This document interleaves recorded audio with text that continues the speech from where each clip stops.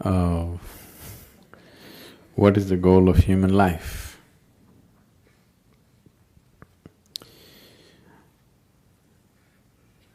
What is the purpose of human life? Or in other words, why life? That's a question. When it comes to life and existence, you never ask why. When it comes to fundamental existence, you never ask why.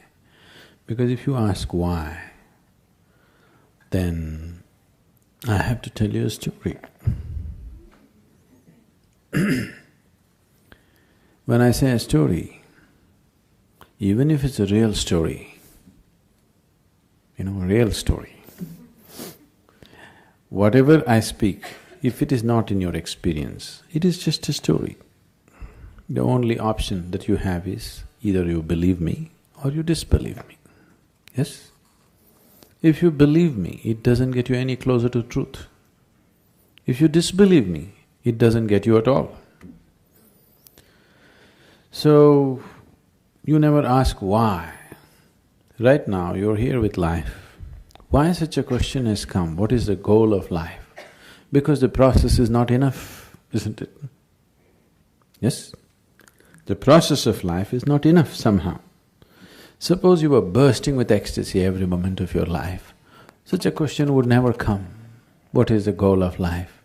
Because to live is the goal of life. To live and to live totally. To live totally does not mean party every night. To live totally means when you are here, you must experience all aspects of life and go. Whatever this is, every aspect of what this is must come into your experience before you fall dead, isn't it so? Yes? This must happen, isn't it so, for every human being? Or do you want to just experience 10% of you and go away? You must experience what this life is totally, isn't it? Before you go, you must experience this. If you do experience that, then such questions will never arise in your mind because that's not the way existence is. Logically, your question is very correct. Okay, I'm living here, what is the goal of my life? If I tell you the goal of your life is you must attain to God, so we are making lots of assumptions, isn't it? We are making assumptions about various things which are not yet in our experience, isn't it? The moment you make assumptions about things which are not in your experience, you will become hallucinatory. 99% of the world's religion is hallucinatory, please see. Because you're assuming things that are not in your experience and working with that which you have assumed. The moment you give power to things that you have assumed, your mind will just fly off into all types of imagination and it'll be more real than real. So your imagination can be more real than real, isn't it so? You go and sit in a cinema, it is just two-dimensional, just play of light and sound. But its impact is much more than the life itself, isn't it so? Yes? You went and sat in IMAX theatre? Its impact is bigger than life, isn't it? But is it bigger than life? Do you think so? Is it really bigger than life? Not at all. It is just that imagination has such power. Imagination, thought, emotion, all these things are a way to pave the way. Now I have a thought, I want to go to New York. This paves the way. Once I say, I want to go to New York, now, okay, how to go, shall I buy the ticket, shall I walk it, what shall I do, shall I drive? It's paving the way. But if I sit here and go on thinking New York, I'll never make it. Thought is not a reality that takes you there.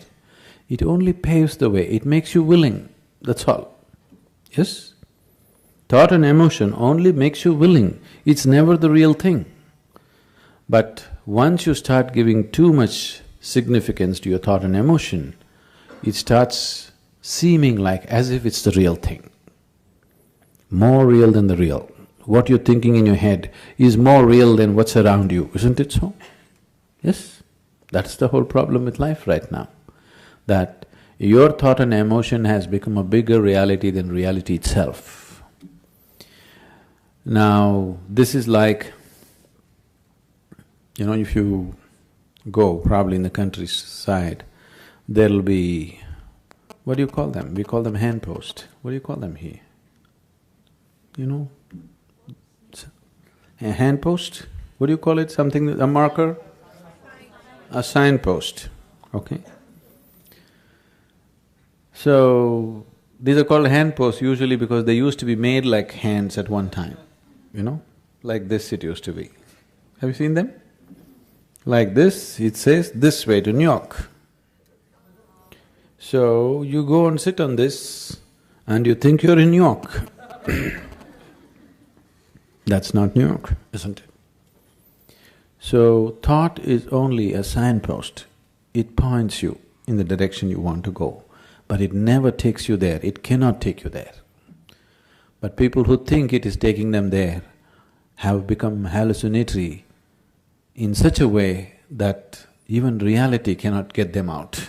Even if you poke them with a knife, they will not know, they're somewhere else. Their thought and emotion is far more important than that.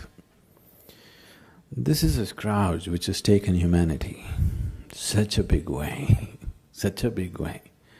And of all the type of thoughts and emotions that we generate, the religious thought and religious emotion or spiritual thought and spiritual emotion are most dangerous because they're powerful, empowered by the otherworldly. Because of that kind of power, it just rules people. It just rules people so deeply. And we can always see that some other religion that you don't belong to, what stupidity, what nonsense they're doing, but what you're doing is just never visible, isn't it? Yes? Isn't it so? Isn't it happening every day? Because once the thought and emotion becomes powerful, you start believing it. Once you start believing something which is not yet in your experience, you are a dangerous human being.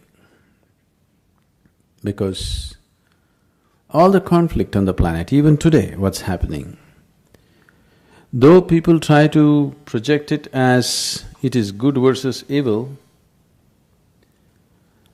though people are trying to project it as good versus evil, it is not about good and evil. It is always about one man's belief versus another man's belief, isn't it so?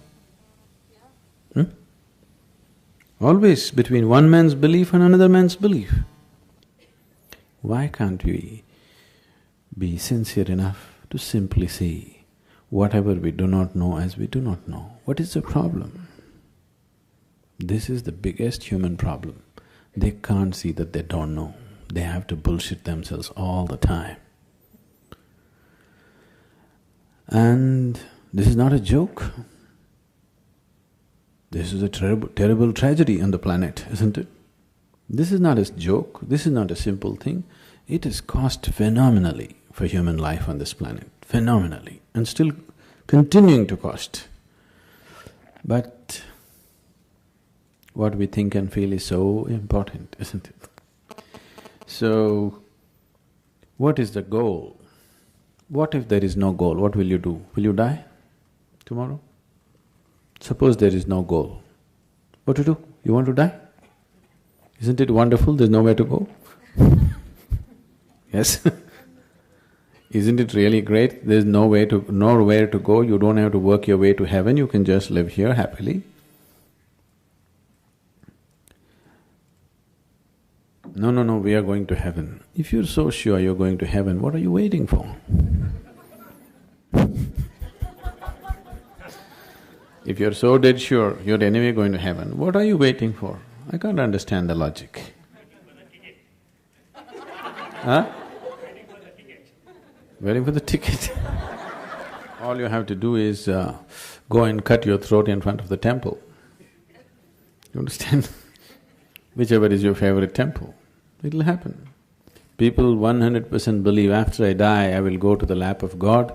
If you are going to the lap of God, you should not delay it. Really. Isn't it so? Such a sacred duty, can you delay it? You must go today, not even tomorrow. No, you want to live long. So why are you postponing such a wonderful opportunity? That's because you're full of bull. You tell yourself things which are not yet a reality for you. I'm not questioning whether these things exist, not exist, but it's not yet a reality for you. If you talk about things which are not yet a reality for you, to put it very bluntly, it just amounts to lying. This lying has cost phenomenally for individual human beings and for the whole humanity in a big way. For more on Sadhguru, visit www.ishafoundation.org.